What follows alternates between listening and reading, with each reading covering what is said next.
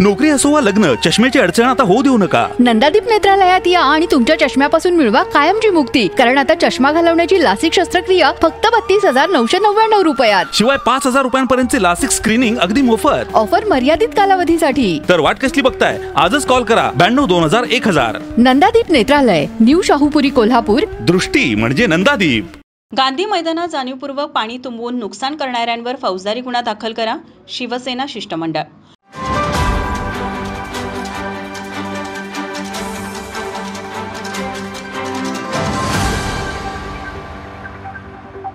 कोल्हापूरच्या गांधी मैदानात जाणीवपूर्वक पाणी साचवून मैदानाचे नुकसान करणाऱ्यांविरोधात तात्काळ फौजदारी गुन्हा नोंदवावा अशी मागणी शिवसेनेच्या शिष्टमंडळाने जुना राजवाडा पोलीस ठाण्याचे पोलीस निरीक्षक झाडे यांच्याकडे निवेदनाद्वारे केली आहे. गांधी मैदान हे कोल्हापूर शहराच्या मध्यभागी असलेले ऐतिहासिक व महत्त्वाचे ठिकाण असून शिवाजी पेठ आणि मंगळवार पेठेतील अनेक खेळाडू येथे नियमित सराव करतात. या ठिकाणी पावसाळ्यात पाणी साचण्याची समस्या पूर्वीपासूनच होती. या मैदानातून मोठी गटार लाईन जात असल्याने ही समस्या अधिक तीव्र होते.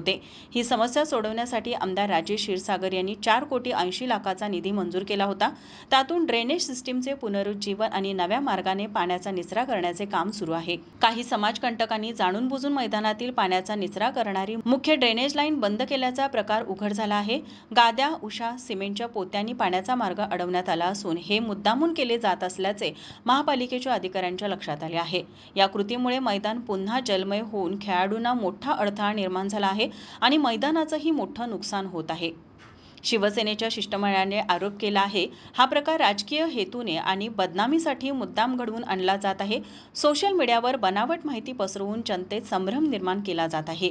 या सगळ्यामागे एका टोळी प्रमुखाचा हात असल्याचा आरोप शिवसेनेने करत संबंधितांवर कठोर कारवाई करण्याची मागणी केली आहे. अन्यथा शिवसेना या प्रकाराला शिवसेना स्टाईलने उत्तर देईल असा इशाराही यावेळी देण्यात आला.